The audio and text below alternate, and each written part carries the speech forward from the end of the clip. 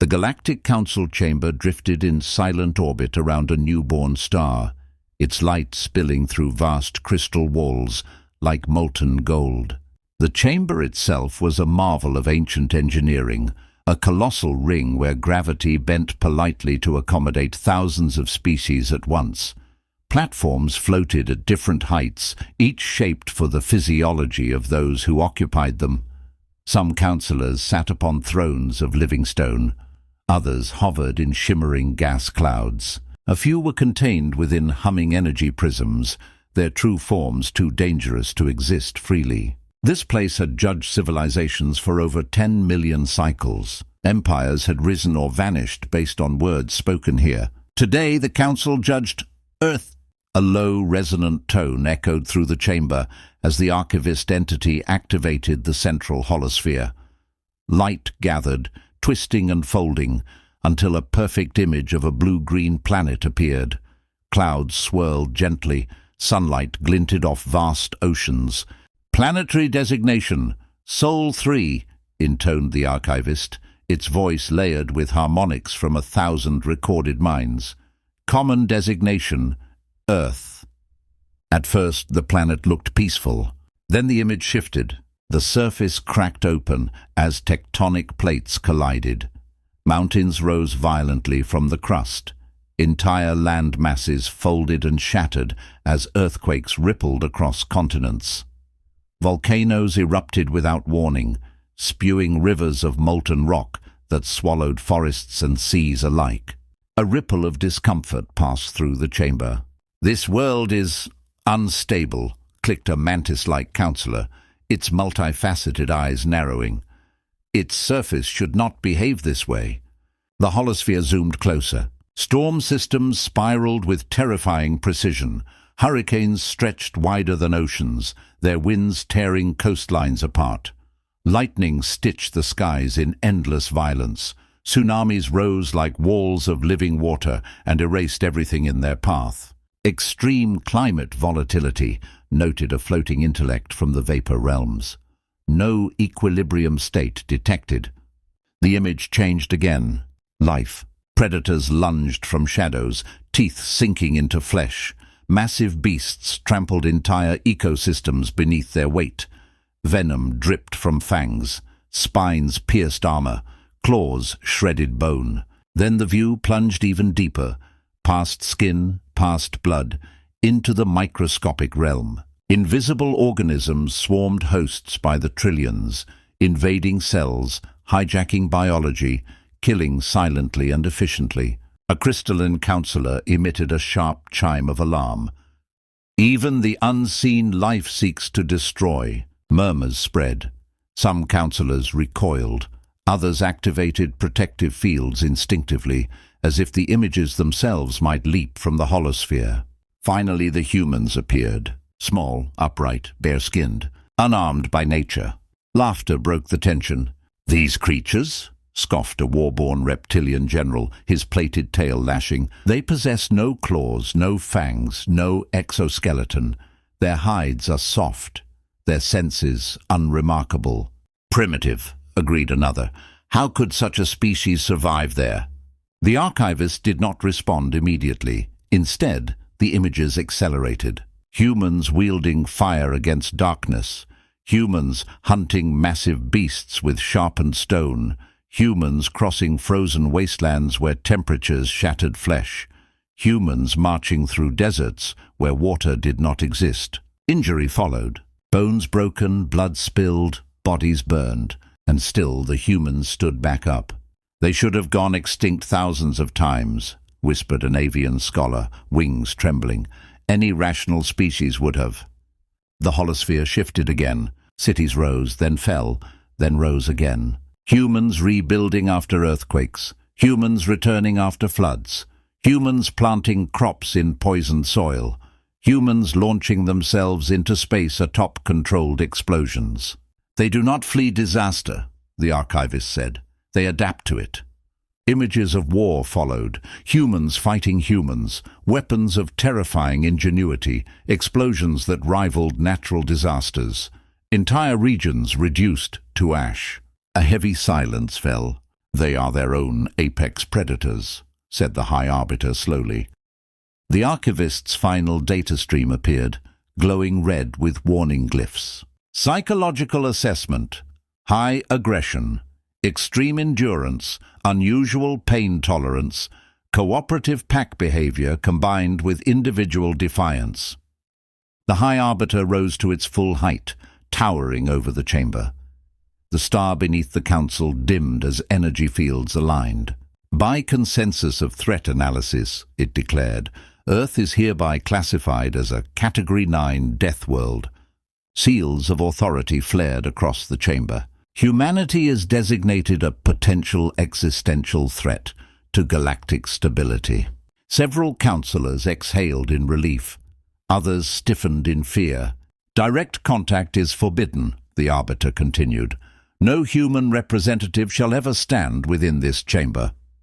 The verdict echoed through space. Then, a soft mechanical sound interrupted the silence. A door slid open at the edge of the chamber. No alarm sounded. No warning lights flashed. A single figure stepped inside. A human, alone, unarmored, unarmed. The Council froze. And for the first time in millions of years, the Galactic Council realized the Deathworlders had already arrived. The humans' footsteps echoed across the polished floor of the Galactic Council chamber, each sound unnaturally loud in the sudden silence. Thousands of beings watched him, frozen in place, their instincts screaming warnings they had never felt before. He was unimpressive by every visible metric. No armor plated his fragile body. No energy shield shimmered around him. His hands were empty, relaxed at his sides. His breathing was steady, controlled, as though he were walking into a quiet room instead of the most powerful gathering in the galaxy. Yet the atmosphere had changed. Several councillors activated defensive fields without conscious thought. Energy barriers bloomed like translucent flowers. A war-born species shifted into combat posture, muscles tensing, claws flexing. The High Arbiter leaned forward, its many eyes narrowing. "Human," it said, voice resonating through the chamber. "You stand in violation of a sovereign decree. Explain your presence." The human stopped at the exact center of the chamber and slowly looked around. His gaze lingered on towering forms that could crush him without effort, on beings whose very biology was considered a weapon. "I'm here because you made a decision about my world," he said calmly. His voice carried without amplification, steady and clear, cutting through the hum of energy fields. "And because you're afraid." A ripple of agitation passed through the chamber. "You dare accuse us of fear?" snapped the reptilian general, rising from his platform. "Your species is an uncontrolled hazard, a Deathworld spawn." The human nodded. "That's true." The simple agreement unsettled them more than defiance would have. "Yes," he continued, "Earth is a Deathworld. It always has been." With a subtle gesture, the holosphere reignited behind him. Images of storms, fire, predators, and endless disaster returned. "We didn't choose that," the human said. "We were born into it." He took a single step forward. Several guards raised weapons. None fired. "Every species here evolved on worlds that wanted them alive," he said. "Gentle gravity, predictable seasons, stable ecosystems." His eyes hardened. "Our planet tried to kill us every single day." The holosphere shifted again. Human infants learning to walk, falling, rising, falling again. Workers enduring toxic environments. Soldiers carrying wounded comrades through fire. Doctors operating through exhaustion and grief. "We learned early that pain is information," the human said. "Fear is a tool, and quitting is a luxury we never had." A soft, uneasy sound rippled through the chamber. "You think we're dangerous because we fight wars," he continued. "You think we're violent because we build weapons." He raised his empty hands, palms open. "If that were true," he said quietly, "I wouldn't be standing here like this." The High Arbiter shifted. "Then why are you here, human?" The human looked up, meeting the Arbiter's gaze without hesitation. "To correct a misunderstanding, Data streams suddenly flooded the chamber, overriding council systems before anyone could react. Human ships drifting through debris fields, hulls scarred but functional. Explorers enduring radiation exposure that would liquefy alien tissue. Civilians calmly following evacuation drills during planetary disasters. "You see us as monsters," the human said. "But monsters don't build hospitals in war zones." Images changed again. Humans rescuing enemy civilians.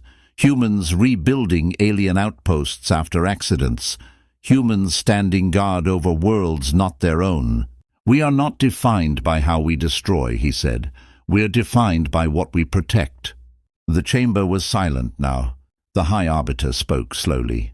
"You threaten us with this display." The human shook his head. "No," he said, "I'm warning you." He turned, gesturing to the endless stars beyond the chamber. "There are things out there worse than us," he said. "Things that don't feel fear, that don't negotiate, that don't stop." His voice softened, but the weight behind it grew heavier. "We've been fighting them since before we knew what the galaxy was." The Arbiter's voice lowered. "What do you want from this council?" The human paused. "Nothing," he said at last.